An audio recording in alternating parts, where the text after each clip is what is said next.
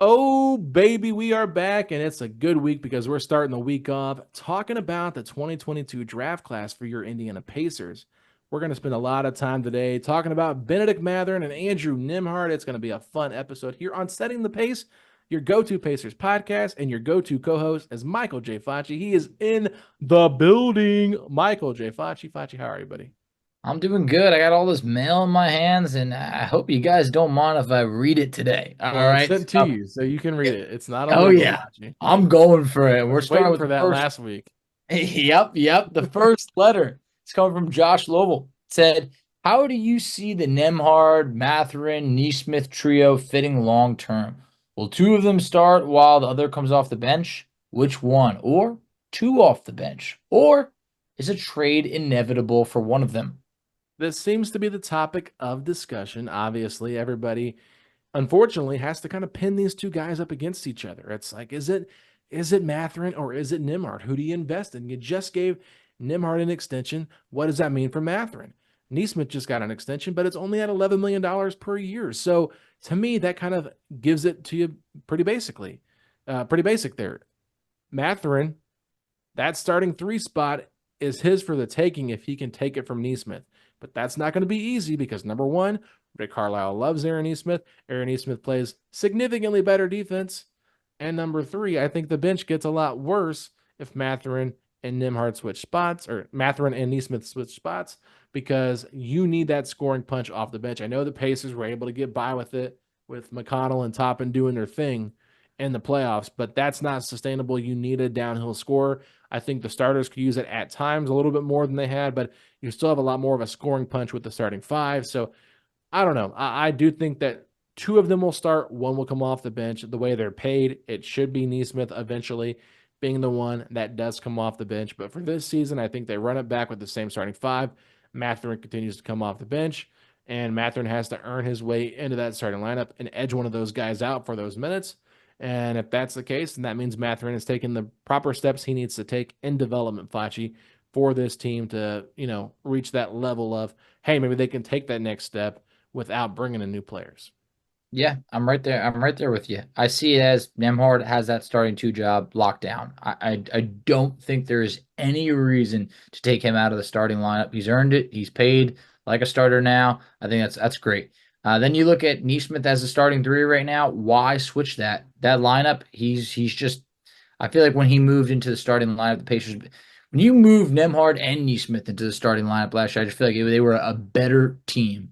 And then I think that leaves Mathurin as that sixth man for right now. You can make an argument long term that, hey, Mathurin should be in that starting lineup. I'm absolutely there with you, but we got to see it. He has to be a better defender. Neesmith long term, I just don't know how long he could hold on to this starting job. Don't just take it from him. Make someone take it from him. So I think short term, my answer is Nembhard, Neesmith are the starters. Mathurin off the bench, but I think Neesmith's days as the starting small forward probably a bit numbered. And do I see all three of them, working out long term here?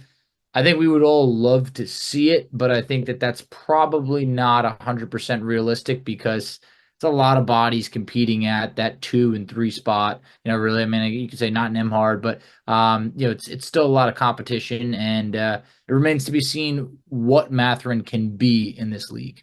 If you include those three players and the guys we mentioned on the last episode with Rooster's question, like you still have to include Furphy and Shepard. There's just Yeah. not enough playing time for everybody. So it does get a little bit interesting. It does get a little bit dicey. And I think that one of them is going to have to be dealt of the three you just mentioned, Josh. So it's just a matter of who and when it happens. I mean, you could say that Nimhard's value is the highest of all of them right now. So maybe you move him. But I think Mathurin still has a lot of value across the league. And I think there's going to be teams that call and ask about him. But yeah, it's going to be interesting. But let's keep it moving here. DJ Davis at DJ Davis Law. He said, who do you believe is the most important player for the Pacers to make the jump from number 6 to the number 1 or number 2 seed in the Eastern Conference, and why? He said, my belief is Benedict Mathurin, small forward or shooting guard who can score 16 to 22 points per game, rebound, play tough D, and be another player who can take over a game. It's a great point. I mean, look, it really is. And I think you can make a strong argument that it could be Benedict Mathurin. I think the Pacers are probably banking on it being Benedict Mathurin because they didn't seem like they were really testing the waters going after, a few other players or anything like that. They looked at this roster and said, we did good, but we could do even better with a healthy Mathurin. I think it's got to be, in my opinion, between Mathurin and Nembhard. I think that Nembhard, the play that we saw at the end of the year, I think that he can definitely take a step forward.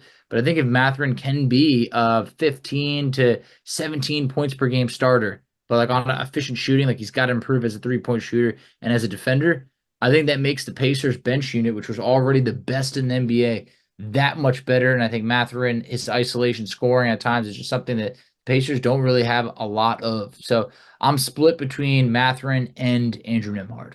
What about Okay, you? I'm gonna go a little bit different, but I just want to push back on DJ for a second because he did say that Mathurin is someone that can score 16 to 22 points a game. I agree with that. Mathurin can rebound, which we've seen him do that. He's had some double-digit rebounding games, but he said play tough defense. And Yeah. I would say that it's been more tough to watch and it's been tough to play on the court out there. So uh, Benn Methurin, everybody is really excited about him, and I think people overlook how bad of a defender he was last year. Um, I mean, Rick Carlisle, I know he has his rotation set in stone for certain ways, but like it just Mathurin has to be a better defender. And I think he was making strides being better defensively. I'm not saying he's an awful defender, but he was very subpar last year and he did not take the step that we were hoping he would. So maybe after seeing the playoffs, he can come back and be that bulldog defender that you think he is, DJ. And I hope that he does because yes, then this probably does mean Mathurin is the guy that's going to be the most important. But it sounds pretty stupid to say, but I think Tyrese Halliburton's the most important player to take that step because how many times have we seen this Pacers team start off great and then he gets hurt in January, has like a fluke or a freak injury, and that kind of puts the team in a little bit of a limitation. I mean, obviously you have a great point guard locker room with a lot of depth there. If he does go down, you feel confident Nembhard can play those minutes. But Tyrese Halliburton is a superstar. And I think that him getting benched with Team USA, not playing any minutes, we're recording this on July 29th, just in case he does play after this for whatever reason. He has been relegated to the 12th man on Team USA. He's learning a lot, getting that hamstring healthy. Obviously, now that he's got Pascal in the mix and this is a different team, it's going to be one of those things where he doesn't have to score as much. But if he can take his game to another level, because we think that he's in his prime now, but he's just entering his prime. He's got a whole other ceiling to reach, and he's the face of the franchise. So if he can reach that and enter himself into like top 10 in the NBA like he was at the beginning of the season last year, if he can do that for a longer time and sustain that now that he has more help on the roster and kind of knows what this team is, I have a good feeling about him being the most important player, as crazy as that sounds, because he was so good last year already. But if he can stay healthy, Facci, I mean, this team is clearly a 2 seed last year. If he's healthy, once they get Siakam, you throw him in the mix. I mean, my goodness, you don't even have to worry about that. Oh, managing minutes and all that stuff. I mean, all those games probably would have been a lot closer or wins that we lost. Yeah, I guess I went probably the route of like who's most important to take a jump, like who has to take a jump. I think you look at this team. I mean, if Tyrese Halliburton's just not healthy or struggling, then the whole team's going to struggle.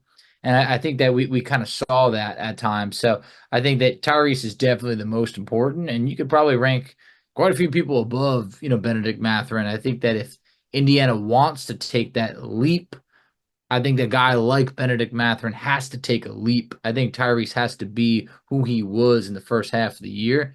Can And he yeah, to take a your leap? point, Can Tyrese not take a leap, though? I think he can. he can. And we could easily say, in terms of taking a leap, it could be him being a better defender. It could be him, maybe he finished last year. I mean, his numbers sank so much in that second half of the year. I feel like Tyrese could have a year where in reality he averages like 25 points per game and 11 assists, and all of a sudden that is huge. Yeah. Or his 3-point percentage is just back where it used to be, Yeah. being a 40% shooter. So he definitely can take a leap because it's crazy. He's like 23 years old. Right. Think about this. There's a chance Tyrese might be in the league, maybe, for 15 more years. That would be that he retires at 38 years old. He could have 15 more years. That means he's not in his prime right That's now. what I'm trying to say. I Yeah. think people forget So about that. I think people think because what we're seeing right now is great. This isn't his prime. This is like last year was the breakout year. That's Yeah. like the breakout that comes before the prime. So like, yeah, the best Tyrese Halliburton we have not seen yet. So I Scratching the think surface. exactly. He knows that this is not his best basketball yet. He's going to take that step forward. He's going to continue to get better. So he's definitely the most important. If there's one player that I think has to take his game to the next level for the Pacers to take their next level, reach the next level, I think it's Benn Methurin. They need to be able to unlock Mathurin because he is such a special talent that just we know there's more that he could give. So I'm excited for that. But next question, Christopher Waltermire said, you think Benn Methurin will be a solid defender next year if he shows flashes of what kind of defender he could be? Also, will he win the starting job over Neismith?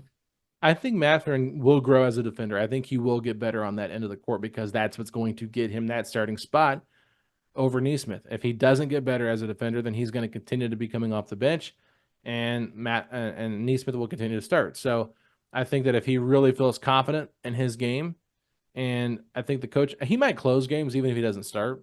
I still think he could do that because of his offensive ability, but he's going to have to lock in defensively. That's always been the problem with Mathurin. I think that he has shown enough of what he can do. Like he's shown enough that you feel like, okay, there's potential there. There really is. It's just do it on a consistent basis and prove to us that you have locked in and you have changed your bad habits. You have broken those bad habits. And so if he can do that, Christopher, I think that he definitely could be one of those players that you feel confident about. But right now, I don't feel confident about him taking the starting spot away. I just think that it's going to have to happen organically. I don't think it's just going to be like given to him. He's going to have to earn it.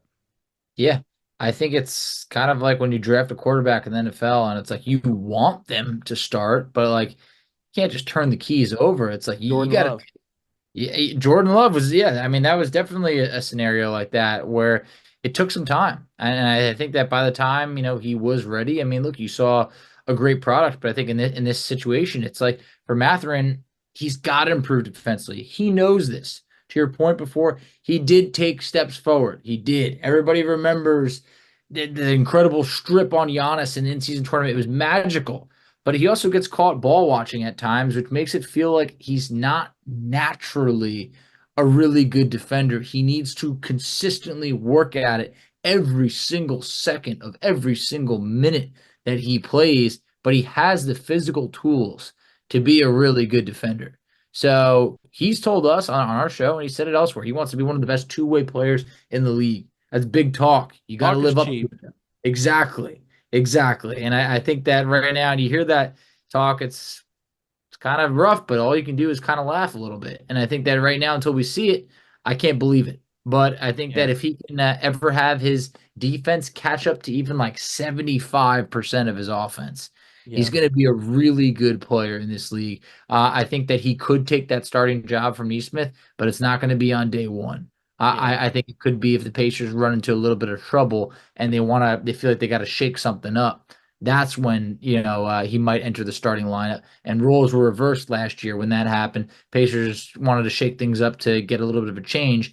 Neismith went to starting lineup. Nembhard went to starting lineup, and the Pacers did take off. Yeah. I was thinking about this because I was going through like my training camp roster from last year. It was Buddy Hield, the player that I forgot that was the backup too last year. I can't believe I just now thought of that. Here we are an hour later recording, I but mean, look, time flies. Guys like Buddy Hield, Bruce Brown, Daniel Tice, yeah, feels like Dewar. years ago. It feels like a lifetime ago. Now I will say this about Mathurin. You talked about him being a bad, like he watches a lot of ball watching, right? He gets caught ball watching a lot. It's because he's not a good off ball defender. He's a Yeah, very solid on ball defender when he's locked into his guy, but like even on ball, the problem with him is like he has a hard time getting skinny on screens and kind of fighting through those screens where you see Nembhard and Neismith, like they fight through screens, they stay glued to their guy, they're not switching or getting hung up on a pick. And that can put guys like Turner who in a really bad spot if they're helping out in drop coverage when Mathurin gets caught up on this screen and now all of a sudden you have Turner out on an island versus a guard. It's just like, that doesn't feel like great defense. So he's a long ways away, but like what is he, 21, 22 years old? Like yeah, he's he's really still young. super young. So it's gonna be okay, but like at the same time, he's gonna have to keep making steps forward because it is year three for him, Fachi. So that's a big thing. But let's keep it moving here. We are next up. We have Chase Sasson, right? Chase is next. Mhm. All right. With the Nembhard extension, what do you expect out of him this upcoming season? I expect a really good season. I feel like last year Nembhard got off to such a rough start. He battled all these injuries through like summer league and in the summer and the preseason and the beginning of the year, and it was like he couldn't catch a break. Now I just feel like he's getting really good experience with Team USA. I watched game one. He's closing it out with Team USA. I mean, I'm sorry, Team Canada. So he's closing it out in the final minutes for Team Canada. That says a lot. I feel like he's coming off of the confidence of that Eastern Conference Finals, those games being a starter in there. The play that he had was awesome, but I also feel like he can improve as a three-point shooter. He shot under 36%, but I think at times it was even worse. I think he could shoot closer to 38%. I think that's very possible. I also think that he could one day be in the running for like an all defensive second team type of player. I saw something that he graded out as the 14th best perimeter defender last year. I think that's really good for a second year player. Mhm. Then I also think he can improve as a rebounder. He averaged 2.1 rebounds last year. Why can't he average 3.5? Mhm. Maybe 4 rebounds at some point. We saw in the Eastern in the playoffs against the Bucks. Yeah, those three clutch rebounds like in overtime on like back to back possessions. So he could average more than 2 rebounds. So I think he could be a better rebounder, a better 3-point shooter. A little bit of a better scorer. I think he can do everything a little bit better, and I think that's expected when you give a guy an extension and he enters year three and he's comfortable in the same offense with the same coaching staff and his familiarity in his role. All of those things should add up to having a better season. Yeah, I think just being a better shooter is going to help him a lot in his role. I think he proved that he can be a shooter. I love his mid-range game, and Yep, I would love if he took advantage of that more. me too. Especially if teams are going to really focus on Tyrese. Like, okay, now is your chance to kind of be the other point guard. Like, just make Tyrese's life easier. Like we saw it in the playoffs. I felt like he got better as every series went on. I felt like he just kept getting better as a player. So I was really excited about his future and continue to be excited about it. But overall, um, I will say this.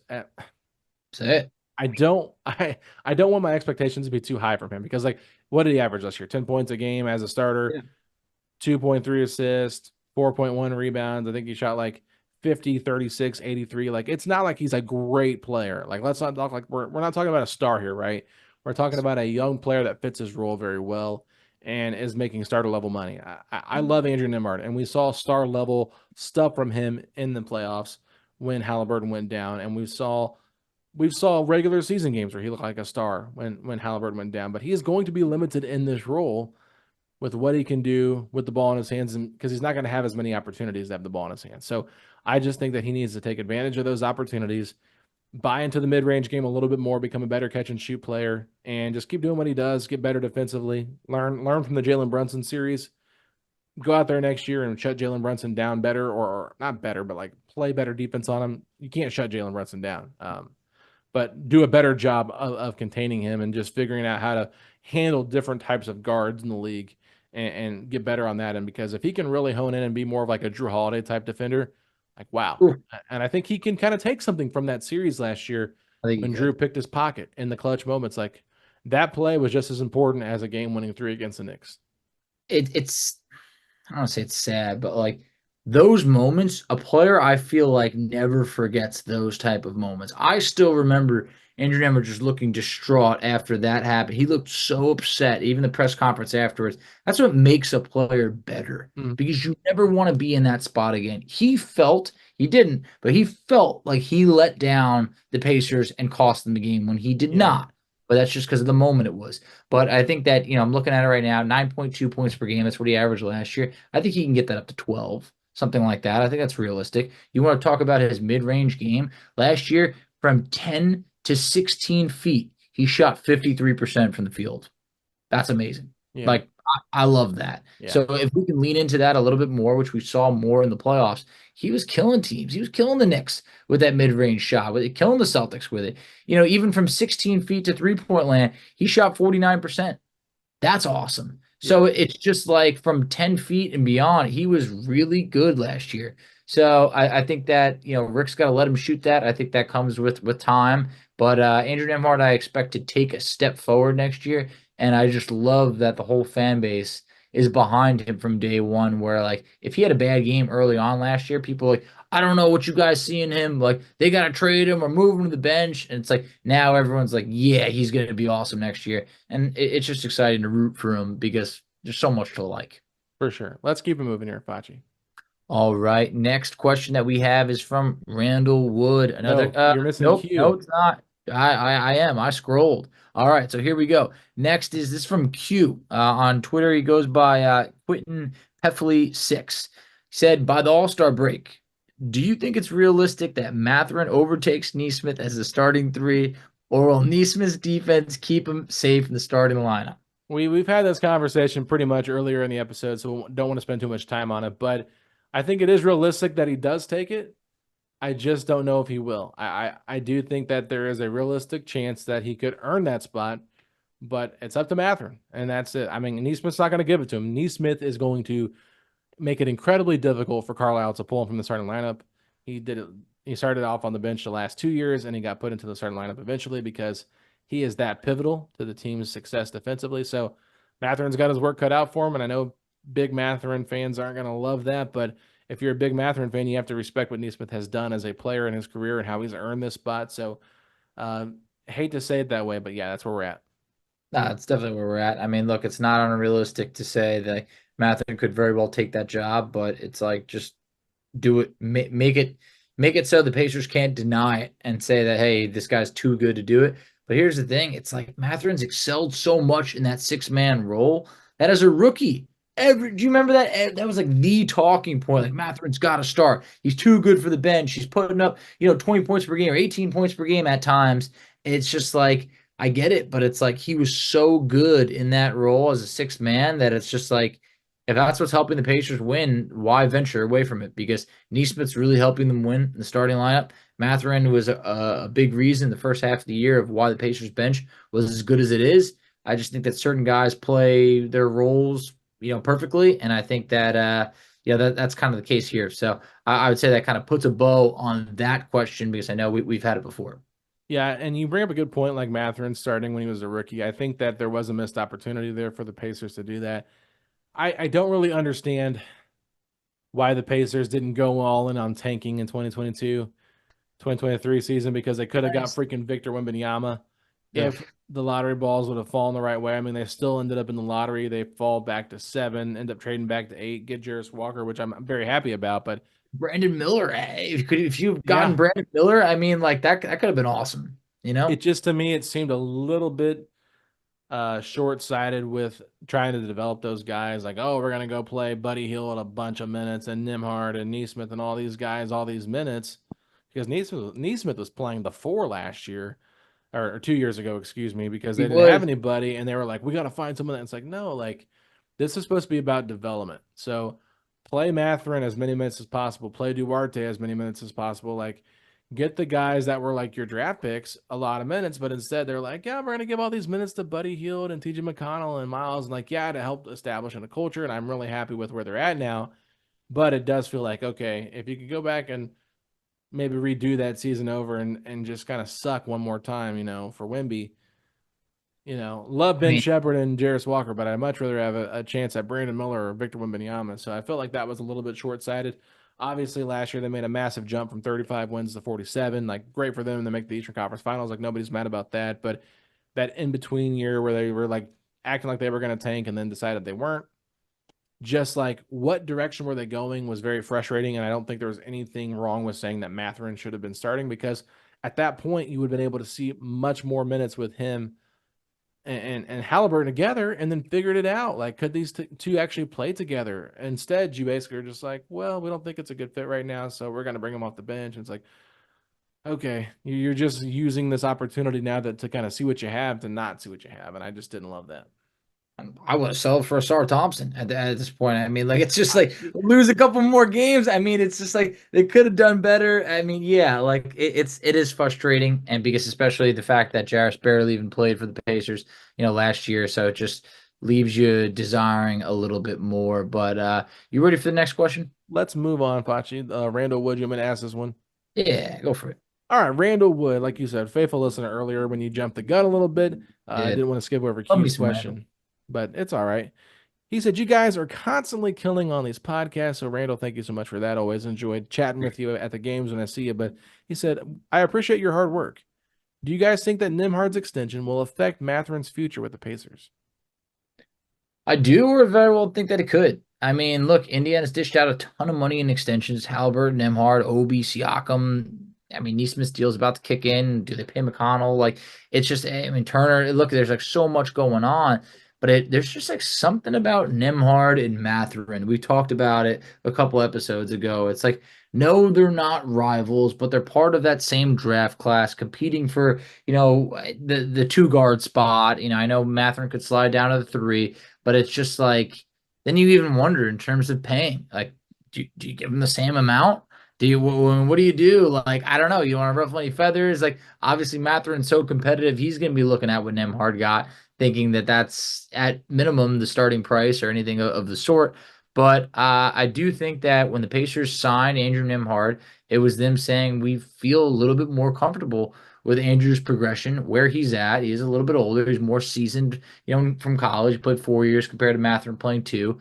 And there's only so many spots to go around. So I think that when they jumped on the Nembhard extension as soon as they could, to me, it felt like they probably hold him in higher favor than Yeah. Benedict Mathurin. And I think through 2 years, I understand why. The devil you know is better than the devil you don't know. And right now, they know a whole lot more about how Nembhard fits with this team than Mathurin. And that's no knock on Mathurin. I mean, nobody wanted him to get the shoulder injury, but he was coming into his own. I really liked how Mathurin was playing the last handful of games before he got Mm-hmm. hurt. May have had a stinker in there, but I think the whole team had a big stinker in there at one point. But I just felt like he was really starting to play better. These two can work together. Like that's the thing. I don't necessarily think that he totally impacts his Mathurin's future. Nembhard's extension does. I think the only thing that impacts Mathurin's extension is Benedict Mathurin.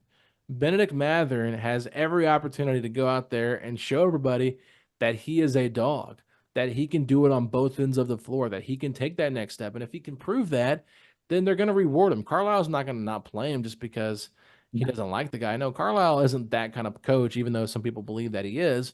You guys saw how bad Jarris Walker looked in Summer League at times, and then it kind of makes you feel better about, okay, now I understand why Coach Carlisle just didn't trust him at this point because he's like 19, 20 years old, and you're trying to win, and it's just a very hard thing to balance. So we said that a lot last year, and I'm sure you guys remember that. But at this point, I just feel like the only person standing in Mathurin's way is Mathurin. It's not Carlisle. It's not Nembhard. It's not Neismith. It's Mathurin. And so Mathurin has this opportunity in front of him to go out there and earn it. And if he can do it, then it shouldn't matter. If he can do it, great. If he can't, I think they have to trade him. I think they have to find a way to say, you know what, it's not the greatest fit with Halliburton. We thought it might be, but it's not. We found something here better with Nembhard that at least, we feel confident in it. And people might not feel Nembhard's a long-term answer. Maybe he's not. But I just feel like that they're gonna probably want to keep Nembhard with Halliburton just for the defensive purposes and for the secondary playmaking. And if you can add Mathurin to that mix, then that makes you really excited. And then maybe by the time Siakam's first contract's up, Jarris is ready to be that starting four moving forward. I think that's kind of like how they hopefully hope that succession plan works out. That'd be great. I just hope it doesn't take Jarris 4 more years to really, be ready for that. I know he'll be playing, different position, all that, but But it's he could just, play the backup four, no, right? You he could get rid could. of Obi. He plays the backup, and then when Pascal is up for an expiring contract, it's like Jarris is now in what, year 4? You Yeah. feel a lot better about giving him the keys to the starting power forward spot than maybe you had before. No, it's true. I mean, look, a lot's going to play out. I think that this is like, there's going to be a lot of storylines going into, this season. And I think one of them is rightfully going to be, hey, Turner's not under contract moving forward. Who is Benedict Mathurin? What can he become? And I think that at this point, both guys are going to, Turner, Mathurin, are going to be absolutely fired up to have their best year yet. Mathurin's got some naysayers. He's heard the doubters. He's watched on the sidelines his own team have a lot of success without him. He's watching Team Canada in the Olympics because he can't participate. Yeah. And it's like sometimes when you're away from the game, you learn to love it even more. And I think that we're going to get a Benedict Mathurin who's just so excited and appreciating and hungry to take that next step in his career. And for me, that could be a very scary Benedict Mathurin in the best possible way for Indiana. I love it, Flanchy. Well, that was a lot of fun talking about those two guys, and I know everyone's excited to see what Mather can do this year. So, a lot of questions about him and being a potential starter, but I guess just wait and see what happens, and Mathurin has to go out there and earn it. But Flanchy, everybody knows where to find us at on social media. You're at _ FACCI. I'm at Alex Golden NBA. We're at Pacers Pod STP, wherever you get your social media at. YouTube channel, of course. Subscribe to the channel. Make sure you guys let us know in the comment section what you like and don't like about the show. Hopefully, my mic is still working at a good level for you guys. But yeah, we're excited for that. But Fachi, if you're just glad that Benedict Mathurin and Andrew Nembhard are on this roster as we currently are talking, hit me with those 3 words. Let's go, Pacers.